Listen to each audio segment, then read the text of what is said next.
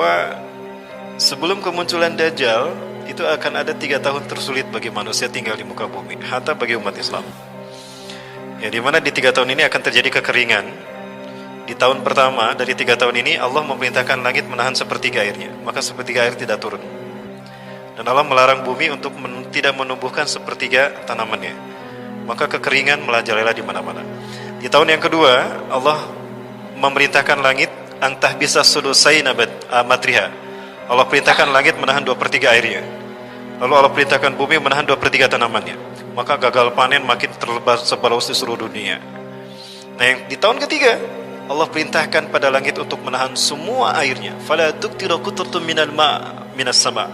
Maka tidak akan ada satu tetes pun, 1 tahun tuh nggak ada setetes hujan pun. Dan setahun itu tidak akan ada satu tanaman pun tumbuh. Kasirun minan nas yamutu bisababil ju', akan banyak manusia yang mati karena kelaparan dahsyat itu.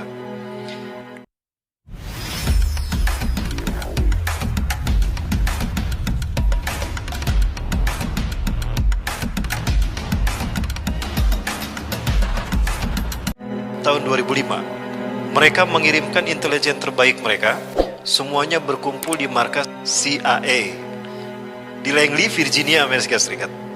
Mereka membuat rumusan yang menjadi laporan rahasia, tapi tetap aja bocor. Apa itu? Ya, in 2024 we rise new Islamic Caliphate in the world, and the Europe will become Muslim state. Mereka yakin di tahun 2024 akan muncul sistem khilafah yang terbaru. Oh, berarti mereka faham hadis Rasul. Kemudian akan ada dominasi umat Islam di seluruh dunia, terutama di Eropa. Sampai mereka mengatakan Eropa akan menjadi wilayah Islam. Persis seperti apa yang disabdakan Rasulullah, bahwa kiamat tidak akan terjadi sehingga Bani Rum paling banyak di dunia dan Arab sedikit di dunia. Dan Bani Rum ini mereka akan berbondong-bondong masuk Islam. Yadkhuluna fi dinillahi fil islami afwaja, akan masuk Islam secara berbondong-bondong. Dan itu kata Rasulullah, ditekan dulu umat Islam, maka mereka akan penasaran seperti apa Islam ini. Pada akhirnya tekanan yang dialami umat Islam menjadi sabab hidayah bagi mereka. Fakta sejarah nih, fakta empiris. Pasca WTC dihancurkan, umat Islam dituding teroris kan. Mereka penasaran, betul Islam itu teroris? Ternyata pasca WTC mereka bangsa barat berbondong-bondong masuk Islam. Bahkan ada satu negara yang diprediksikan akan menjadi negara pertama yang menerapkan syariat Islam di Eropa. Dan itu negara di mana pernah ada karikatur penghinaan kepada Rasulullah SAW. Di Denmark. Sepertiga parlemen Denmark itu Muslim. Ya, Danish Muslim Party ini menang dalam pemilu dan mereka menyatakan akan memberlakukan syariat Islam. Nah, baik, rahmati Allah, ini dari Rasulullah SAW. Nah, Rasulullah memberikan nubuah bahwa sebelum kemunculan Dajjal itu akan ada 3 tahun tersulit bagi manusia tinggal di muka bumi, hatta bagi umat Islam. Ya, di mana di 3 tahun ini akan terjadi kekeringan. Di tahun pertama dari 3 tahun ini Allah memerintahkan langit menahan sepertiga airnya, maka sepertiga air tidak turun. Dan Allah melarang bumi untuk tidak menumbuhkan sepertiga tanamannya, maka kekeringan merajalela di mana-mana. Di tahun yang kedua Allah memerintahkan langit antah bisa sudusai matriha. Allah perintahkan langit menahan 2/3 airnya. Lalu Allah perintahkan bumi menahan 2/3 tanamannya, maka gagal panen makin tersebar di seluruh dunia.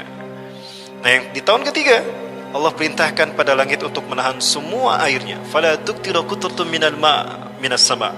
Maka tidak akan ada satu tetes pun, 1 tahun tuh nggak ada setetes hujan pun. Dan setahun itu tidak akan ada satu tanaman pun tumbuh. Kasirun minan nas yamutu bisababil ju', akan banyak manusia yang mati karena kelaparan dahsyat itu. Ya, Siti Aisyah bertanya, ya Rasulullah, fabima ya'ishu nas bidzalika zaman ya Rasulullah. Wahai Rasulullah, lalu manusia bertahan hidup dengan apa? Rasulullah menyatakan bitakbir wa tahmid wa tahlil wa tasbih. Manusia akan hidup dengan subhanallah walhamdulillah wallahu akbar. Ya, yakfi lahum majra'at at-ta'am. Itu akan mencukupi mereka sebagaimana makanan mencukupi, mengenyangkan mereka. Tapi artinya bukan memang dengan tasbih itu kita kenyang. Tapi Allah menurunkan berkah di mana mereka bertasbih, bertakbir, bertahmid dan tahlil. Malaikat Allah turunkan untuk melindungi mereka. Itu kata Rasulullah. Nah, para sekalian, itu 3 tahun. Di tahun ketiga itulah Dajjal muncul. Dajjal akan datang pada satu kaum, berkata pada kaum tadi, "Matabguna min rabbikum?" Apa yang kalian minta dari Tuhan kalian? Kaum itu berkata, "Kasirun minna yamutuna bisababil ju'. Lau tastati an ta'ti alaina ta'aman nasjudu laka rabban lana." Banyak dari kami meninggal karena kelaparan.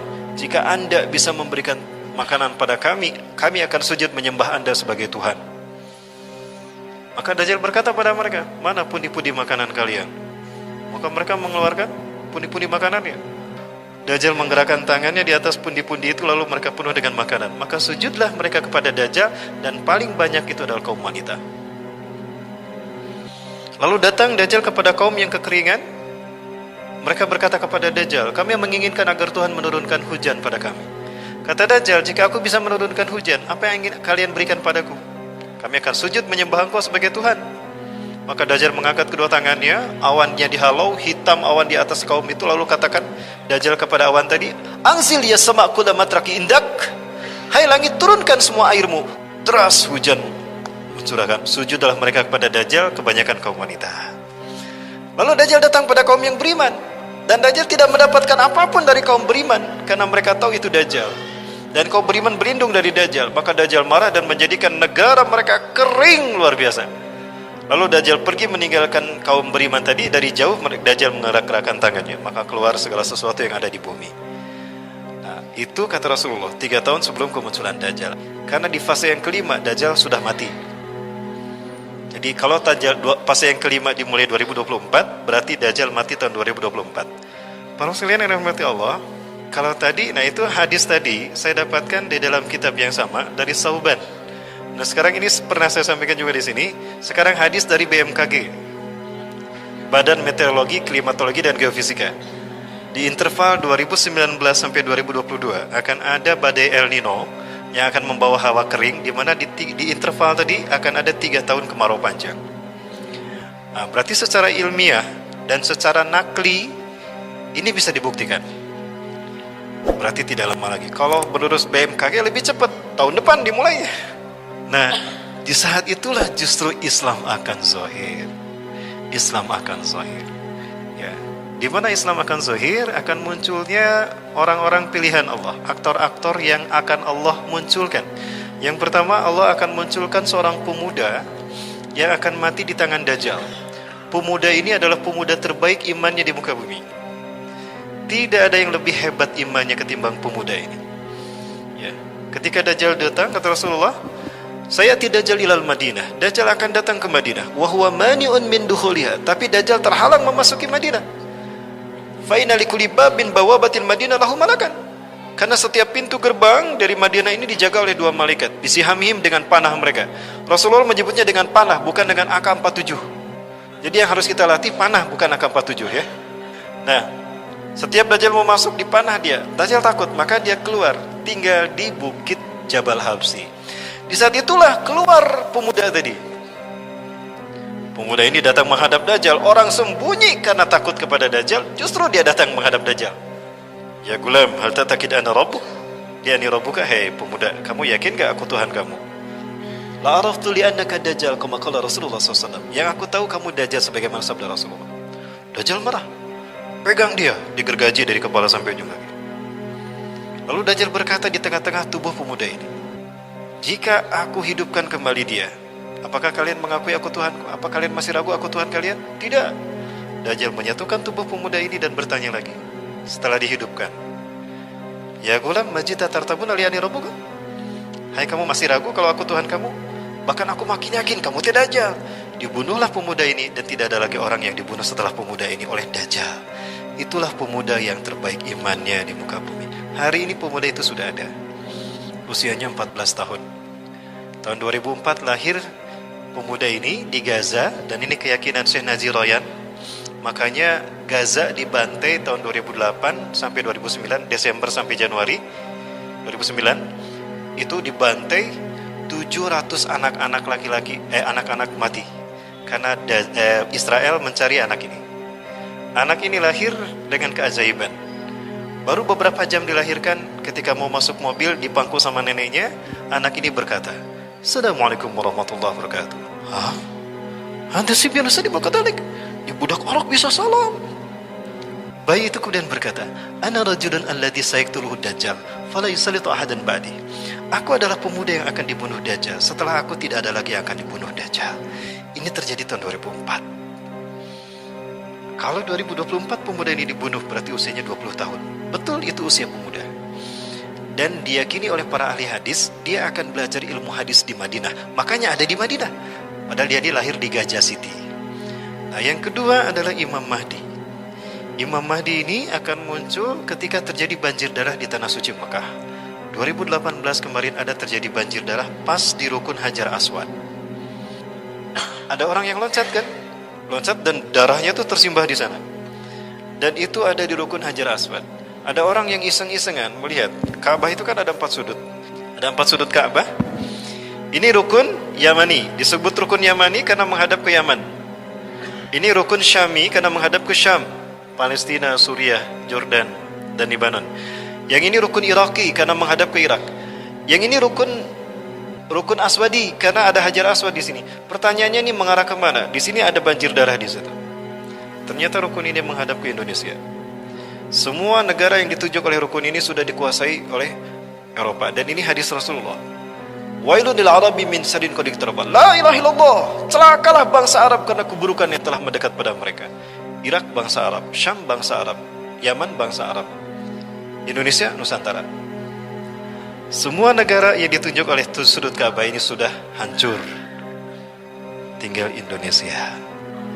Apakah ini isyarat akan ada peluang kebangkitan Islam dari Indonesia? Itu yang dikatakan oleh 5 ulama besar. Di momentum hijrah ini, kata Rasulullah, akan ada hijrah kembali. Satakunu hijratun ba'da hijratin. Akan terjadi hijrah sesudah hijrah. Wa khairu ahli al-ardi yawmaidin alladina yuhajiruna ila biladi hijrati Ibrahim. Sebaik-baik manusia di muka bumi di fase itu adalah mereka yang hijrah ke bumi hijrahnya Ibrahim, Palestina dan Suriah. Para sahabat bertanya, "Alisa fihi muslimun ya Rasulullah?" Apakah tidak ada orang Islam di tengah-tengah mereka? Oh, banyak orang Islam saat itu. Lakinna imanuhum la yujawiju hanajirahum. Iman mereka tidak sampai ke tenggorokan. Jadi imannya cuma di casing aja. Banyak yang hijrah tapi salah hijrah. Banyak yang hijrah tapi cuma casingnya aja, isinya belum hijrah. Nah, banyak umat Islam di sana. Dan mengerikannya, yang paling mengerikan kata Rasulullah, wa asyaru minhum al-ulama. Yang paling buruk dari mereka adalah ulama. U-nya agak lama untuk membedakan dengan ulama yang asli, yang Quran Sunnah. Allahu Akbar. Sekarang sudah bermunculan, artinya kita berada di fase kebangkitan Islam. Demi Allah, dalam hitungan sejarah, detik-detik kebangkitan Islam tidak lama lagi. Dan itu artinya kita akan menyaksikan khilafah tegak kembali. Ini betul-betul dahsyat. Akan muncul fase yang terindah sebelum hari kiamat. Pertanyaannya, di mana posisi kita saat itu? Tentukan dari sekarang.